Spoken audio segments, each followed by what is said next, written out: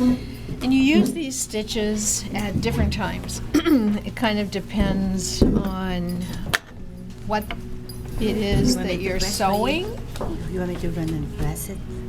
You want me to press it for you? Oh, thank you, Calvina. Yeah, sure, why not? Since I'm going to thread a needle. And here is just basic sharps. Those are fine. I have this little needle threader. I like it. And sometimes it works, sometimes it doesn't. You know how that goes. They do have them at Joann's. I'm going to have you guys doing the silk thread. Okay, just kind of get used to it. I'll wax it. Give my little demo. So, before I come back and sit down, I've got the silk thread, and then I'm going to run it through the wax. And the reason that you run it through the wax is so that you will prevent the twisting and knotting that can go on. And you only run it through about twice, okay? Then lay it on your sewing machine, not your sewing machine, your ironing board, and put it inside a piece of muslin, and then you melt the wax with the heat of the iron so that the wax goes down into the thread. Can you pre-cut and pre-do this so that you have them ready, yeah. or? You set up 8 or 9 needles and just thread all the needles, get all the thread prepped, and then thread all the needles and just have them all lined up in a piece of fabric, and you just pick them up and ready to go.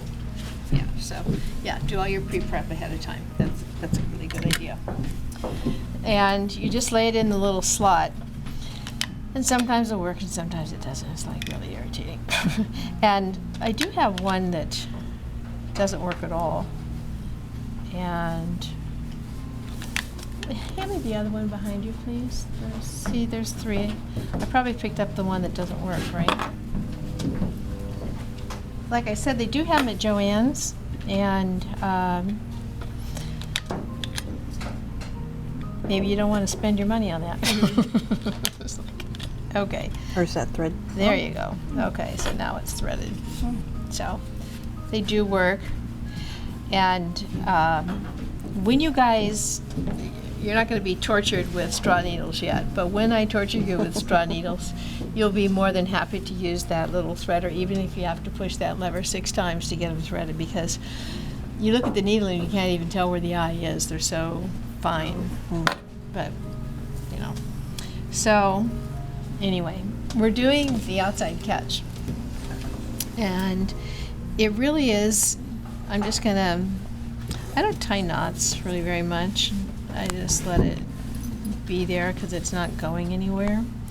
So when you take the stitch, you only want one little thread.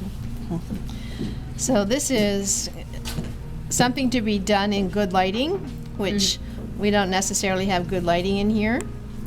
And so your second stitch, you can see that my stitch is always going right to left, and it's always completely horizontal. So I take a stitch in the hem, and I generally take a bigger one here, but I take just a single thread there. So, and I do it right above the hem, and when you have a straw needle, it's a really thin needle, so it makes that very easy. So the sampler doesn't look quite like mine, but mine is really the way you want it to look, okay? So, and you just kind of eye it as to how big the stitch is, and you see that the needle is always level, and I'm always going right to left. So you hold the needle in the opposite direction of which you're sewing in a way. Okay. Yeah. Okay. So I think you guys kind of got that. Yeah. Okay. Just making good movement. Now I'm understanding. So you don't double up the thread? Never ever. The only thing you'll sew with the double thread will be a button and a swing tack, and you'll worry about all that stuff later. But you really shouldn't be able to see too much on the other side. Now even, I'm sewing on white fabric, but you just see a little teeny tiny, so don't pull too tight. It's easy for you guys to pull a little too tight and then it makes a dent. And if this was white thread, you wouldn't see anything right there. Okay, so that's the outside catch, and the inside catch is when you want to be even more invisible. So I'm going to do a cup. It's the same thing, not any different. So you just fold it over the edge, Yeah. serged? Yeah, I just fold my serged edge back, so I may as well cut that. So I'm starting a new step here. Fold that under. Now, when you started this one and finished this one, did you use a knot? No. Single I knot? didn't. No knot at all? Yeah. No, because you're going to come all the way around. Mm. And, well, in tailoring, we don't use knots. We weave. But I'll show you that. You don't need to know the weaving stuff right now. But when we do wool, I'll show you that. But, yeah, well, if you're doing a hem, and this is a hem in a dress or any other fabric except wool, yeah, go ahead and tie a knot. It's not a bad thing to tie a knot. So then I do the stitch in the hem, and when I do the stitch in this part of the hem, I do take a bigger bite. But when I do the stitch, and you'll notice that my thread isn't really tangling up very much, and that's because it's been waxed and pressed. And it just makes life a lot easier. So again, I'm sewing in bad light, and I don't have any glasses on.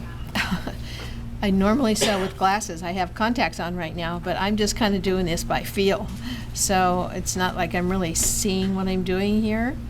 When I do sew, I sew with glasses, and I sew where I have good light.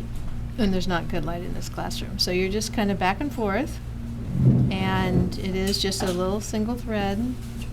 Just don't pull too tight. And I'll just do a few more stitches here, and you'll see that this creates a cross stitch, inside cross stitch.